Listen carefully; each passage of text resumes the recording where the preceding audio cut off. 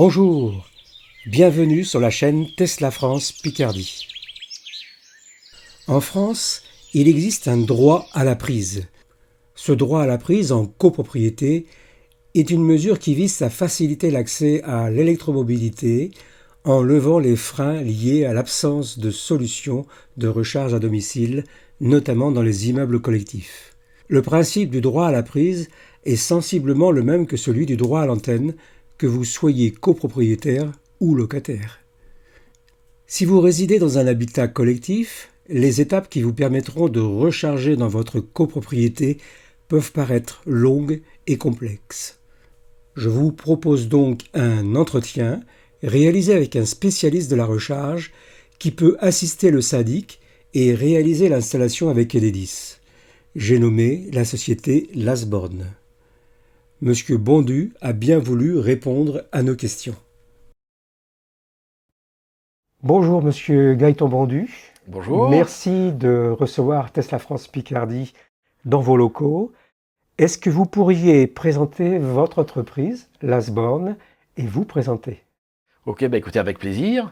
Donc je suis Gaëtan Bondu, je suis responsable commercial en charge des copropriétés, concernant l'installation de bornes électriques dans les copropriétés.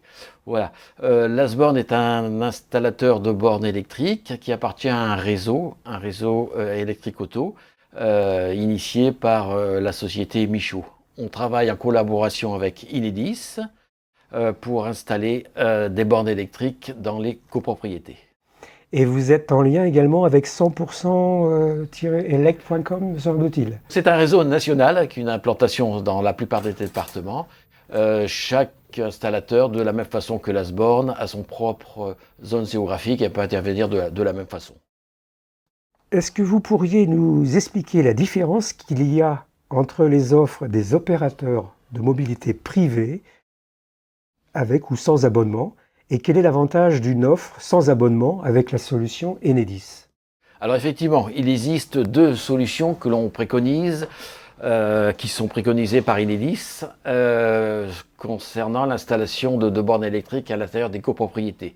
Il y a une première solution qui se fait avec les opérateurs de mobilité privés, qui permettent dans chaque parking d'avoir une installation de bornes électriques moyennant un abonnement, me semble-t-il. Moyennant, tout à fait, moyennement un abonnement. Oui. Voilà. Ce sont des opérateurs privés qui imposent en fait un prix sur lequel les copropriétaires doivent se conformer. Effectivement, donc il y a une crainte d'avoir un prix de l'électricité qui monte et qui descend. Tout à fait. En fonction de la fluctuation du marché. Exactement. Voilà. C'est une crainte. Vous n'avez pas le choix en fait du coût d'électricité, puisque c'est un coût qui est imposé par cet opérateur à travers des abonnements. L'autre solution, c'est le réseau électrique auto, initié par Enedis, qui consiste en fait à alimenter les parkings par un réseau collectif qui appartient à Enedis, qui l'entretient. Et ce réseau permet d'alimenter l'ensemble des places de parking. Et cette solution Enedis offre, j'imagine, certains avantages que n'a pas l'autre solution des opérateurs de mobilité privée. Par exemple, c'est une solution qui est subventionnée par l'État. Voilà, c'est une solution effectivement subventionnée par Enedis, via l'État, effectivement.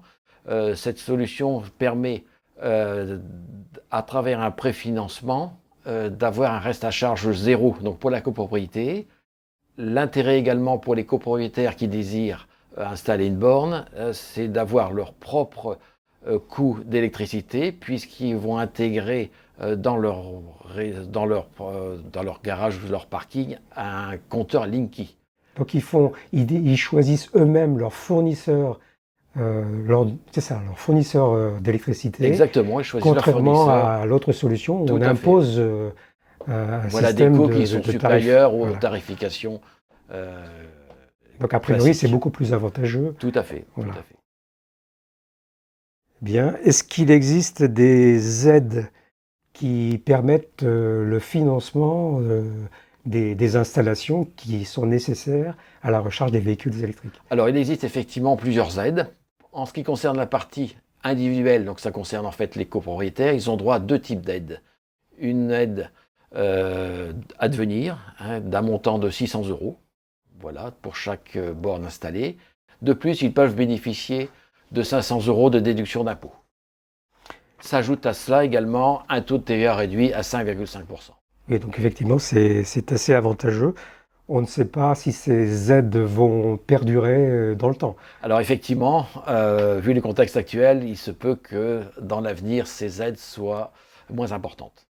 Effectivement, donc c'est en ce moment même qu'il faut Voilà, pouvoir en bénéficier. Oui. voilà, il est de l'intérêt de tout le monde d'essayer de Alors, profiter de ces aides. parfait. En quoi consiste le préfinancement par Enedis, la solution électrique auto, finalement? Alors, le préfinancement Enedis, c'est une solution récente qui permet aux syndics d'avoir un reste à charge zéro. Pour eux, c'est important. Oui, c'est très important, ça. Le reste à charge zéro. Exactement. Finalement, le syndic n'a aucune raison de s'opposer à un tel projet dans la mesure où ça lui coûte rien. Voilà. Et si j'ai bien compris, ça ne coûte rien, même pas aux autres copropriétaires qui n'ont pas de véhicule électrique. Voilà, c'est le double avantage en fait. Ouais. Hein, l'avantage pour le syndic, effectivement, d'avoir un reste à charge zéro, et pour les copropriétaires qui ne désirent pas avoir une borne de recharge électrique puisqu'ils n'ont pas de véhicule, aucun intérêt d'en avoir, pour eux, il n'y aura pas de surcoût. Concernant les aides collectives, Alors, qu'en est-il? Alors, sur les aides collectives, effectivement, il faut prendre en compte le fait que pour le copropriétaire qui désire avoir sa borne de recharge, il a un coût de sa borne par lui-même, qui est l'installation de la borne par elle-même, qui est fait par l'installateur, et aussi ce qu'on appelle un reste à charge pour celui-ci. Alors, ce reste à charge, en quoi consiste-t-il? En fait, ce sont les travaux Enedis qui sont effectués dans la copropriété, et qui sont divisés par le nombre de personnes qui souhaitent avoir une borne électrique. Et donc il y a une répartition des coûts. Il a une répartition des coûts uniquement pour les personnes souhaitant sa borne. De plus, concernant les tarifications, on a le droit à une remise de 40% sur les tarifs Enedis, auxquels s'ajoute une aide de 8 000 € par parking, et si ce parking est en extérieur, s'ajoute une aide de 3 000 €. Ce qui permet en fait de baisser le reste à charge pour chaque propriétaire qui désire avoir sa borne électrique. Parfait. J'avais entendu parler d'un minimum et d'un maximum. Alors effectivement, sur des parkings relativement peu importants, il y a un risque pour que ce reste à charge soit important. Donc le législateur a défini en fait un minimum et un maximum pour ne pas effrayer les gens, savoir que le minimum c'est de l'ordre de 400 €, maximum de l'ordre de 2 000 €. Pourriez-vous nous parler de l'extension du réseau électrique de la copropriété, la fameuse colonne horizontale? De quoi il s'agit? Alors cette colonne horizontale, effectivement, on l'appelle comme ça par analogie à la colonne verticale. En fait, la colonne verticale, c'est une colonne qui monte dans les appartements, d'où la verticalité. Sur les parkings qui sont en général horizontaux, on a l'analogie d'une colonne qui est horizontale. Alors, donc en termes de colonne, c'est en fait le câble électrique voilà, ou les câbles électriques qui amènent l'énergie. Exactement. Ouais. Donc il y a une extension du réseau électrique dans le parking à travers un câble qui va alimenter chaque place de parking. Et là, ça demande du génie civil pour passer ces câbles et du temps de pause. Alors effectivement, il y a du génie civil. Il faut savoir en fait que les parkings relativement récents ont prévu en fait cette installation, et il y a parfois des réseaux de pré-câblage qui ont été prévus.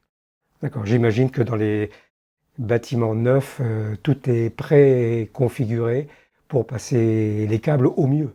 Mais dans les anciens immeubles, c'est une autre affaire, quoi. Oui, oui, effectivement. Au plus l'immeuble est ancien, effectivement, il y a moins d'autres choses qui ont été prévues, donc il y a des travaux qui sont plus importants à réaliser. Parfait. Quels sont les délais officiels et réels pour la réalisation de tels projets? Alors, la réalisation de tels projets, il faut savoir que ce projet doit être validé par une assemblée générale organisée par le syndic. Nous-mêmes, l'ASBORN, on peut aider à assister à cette assemblée générale pour essayer de convaincre les gens. Une fois que l'assemblée générale a donné son accord, voilà, Enedis s'engage à effectuer les travaux sous 6 mois. C'est relativement rapide. C'est relativement rapide, oui. Effectivement. Il faut aussi savoir que l'installateur de la borne par lui-même va intervenir avant ces 6 mois, donc en général sous 5 mois, pour installer la borne de recharge. Viendra ensuite une intervention d'Enedis qui viendra installer le Linky sur la borne. C'est ça, et donc le copropriétaire aura son abonnement associé au Linky. Voilà. Il choisit le fournisseur qu'il veut. Exactement. Voilà. De la même façon que dans son propre appartement, il aura son propre Linky avec son propre abonnement et il pourra choisir effectivement le coût de son électricité. En termes de puissance de ce Linky, qu'est-ce qui est recommandé pour pouvoir recharger en une nuit, par exemple, tranquillement? Alors, il est recommandé d'avoir un Linky de 9 kVA. Voilà, Très bien. Ça permet effectivement d'installer une borne de 7,4 kW. Par exemple, derrière vous, on a une borne ABB. Voilà, on a une borne ABB, voilà. Capable de délivrer 7,4 kW, j'imagine. Exactement, 7,4 kW, qui permet effectivement de charger une voiture durant la nuit et bénéficier des heures creuses. Et c'est une borne équipée de prise T2S, j'imagine. Tout à fait, une prise T2S, voilà, avec les obturateurs intégrés. Exactement. Voilà. On pourra faire référence à une autre vidéo sur laquelle j'ai traité la problématique. Donc très bien, vous installez des bornes, mais quelles sont les garanties que vous appliquez à vos installations, notamment pour les bornes électriques? Alors, une fois que les bornes sont installées, il y a le passage du consuel qui est inclus dans le coût, qui va valider en fait le fonctionnement de la borne. On va expliquer le fonctionnement de la borne copropriétaire et ces bornes sont garanties durant 2 ans. Et vous assurez la maintenance? Voilà, on assure la maintenance. On peut effectivement proposer un contrat de maintenance sur ces bornes. Alors, il existe effectivement des bornes de ce type. Je dirais que ce sont des bornes murales. Est-ce qu'il existe d'autres façons de recharger son véhicule? Par exemple, si on est sur une place de parking. Alors, il existe effectivement plusieurs types de bornes qui permettent notamment d'installer des bornes de recharge dans différentes typologies de parking. On a des parkings dans des box fermées ou box intérieures. On a des coffrets qui font l'ensemble de tours. On installe le Linky et la borne à l'extérieur qui permet, dans des box ouverts, d'assurer la sécurité et que cette borne ne soit pas accessible à tout. Et on a un système de badge qui permet effectivement que n'importe qui ne puisse pas se connecter à la borne et bénéficier d'électricité gratuite. Profitez de cette petite pause engendrée par la sonnerie du téléphone pour cliquer sur le pouce de satisfaction. Et si ce n'est pas encore fait, profitez-en également pour vous abonner à cette chaîne, c'est gratuit. Bien, maintenant que c'est fait, reprenons le cours de notre entretien.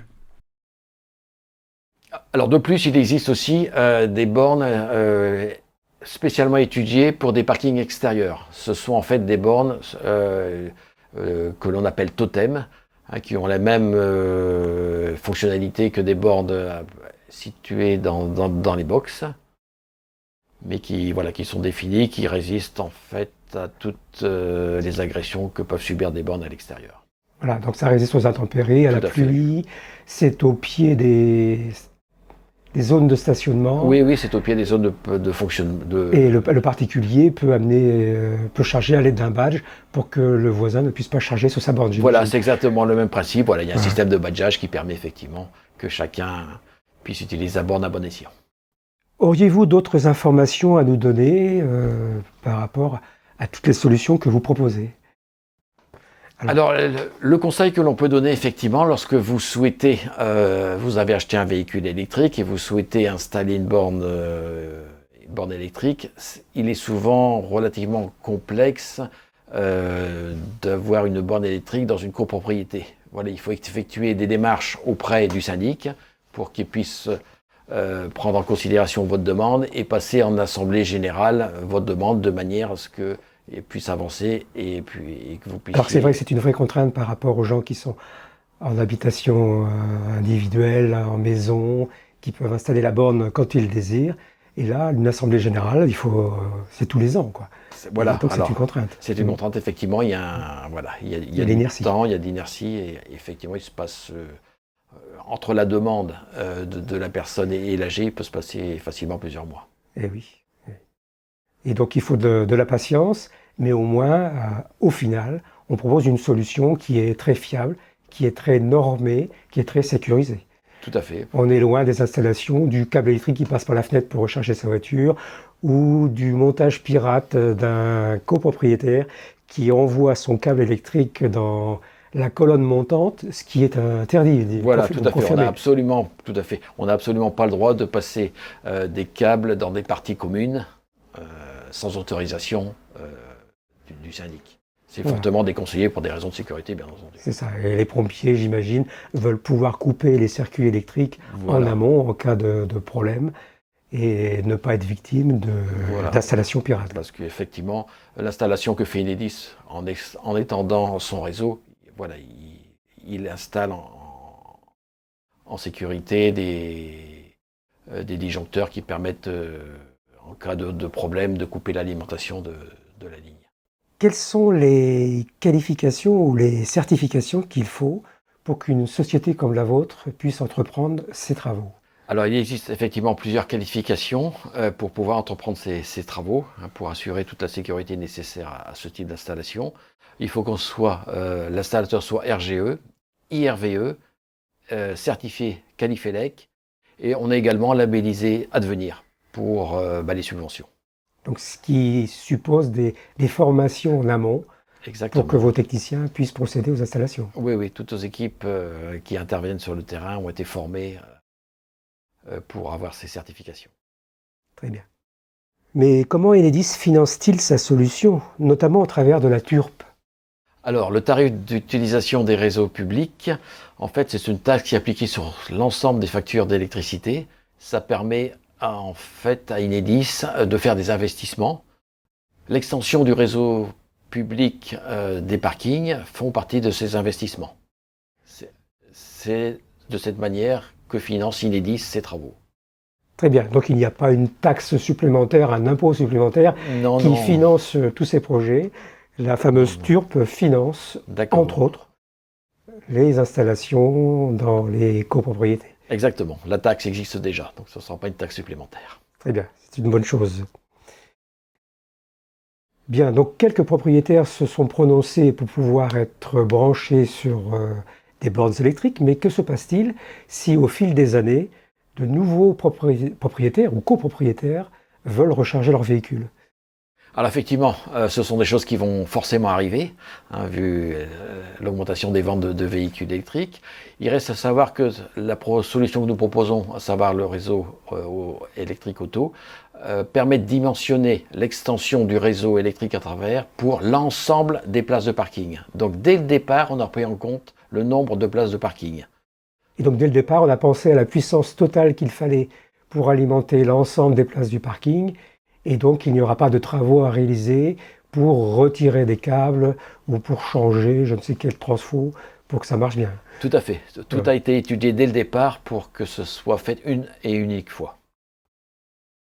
Alors, ces installations nouvelles pour alimenter les bornes de recharge vont-elles interférer avec les alimentations électriques qui alimentent actuellement les appartements des immeubles? Alors l'un des avantages effectivement de ce réseau électrique auto, qui est une extension du réseau électrique fait par Enedis, c'est qu'il est complètement indépendant du réseau dédié aux appartements. Donc il n'y aura aucune perturbation possible entre les deux. Ce sont deux réseaux totalement indépendants, donc pas de souci. Et donc s'il y a un maximum de voitures qui rechargent, on pourrait imaginer que ça peut disjoncter, mais de toute façon ça ne fera pas disjoncter les appartements qui sont au-dessus du parking. Tout à fait, puisque d'une part, le réseau est prévu pour l'ensemble des places de parking et il est indépendant du réseau des habitations. Et de toute façon, j'imagine que ça ne va pas disjoncter, puisque ça sera étudié en amont pour que ce soit d'une capacité suffisante. Voilà, c'est une étude qui est prévue pour le long terme, en fait. Merci, Monsieur Bondu, d'avoir participé à cet entretien. J'espère que les internautes seront satisfaits des réponses que vous avez apportées et qu'ils n'hésitent pas à mettre dans les commentaires toutes les questions qu'il reste à se poser suite à cette vidéo. Écoutez, je vous remercie. Je remercie Tesla France Picardie de votre participation. N'hésitez pas à nous contacter. Nous avons un site internet www.lasborne.fr que vous pouvez consulter. Et je suis preneur de vos questions pour pouvoir y répondre. Merci beaucoup. Et comme d'habitude, je mettrai sous la vidéo tous les liens qui vous permettront d'approfondir le sujet. D'accord, écoutez, c'est parfait. Merci beaucoup. Merci. Et surtout, n'oubliez pas de vous abonner à cette chaîne YouTube et n'hésitez pas à me poser des questions et à donner votre avis dans les commentaires de cette vidéo. Si vous souhaitez découvrir d'autres informations que je souhaite partager avec vous, vous pouvez consulter le site internet francepicardie.fr. Au plaisir de vous retrouver, la chaîne Tesla France Picardie.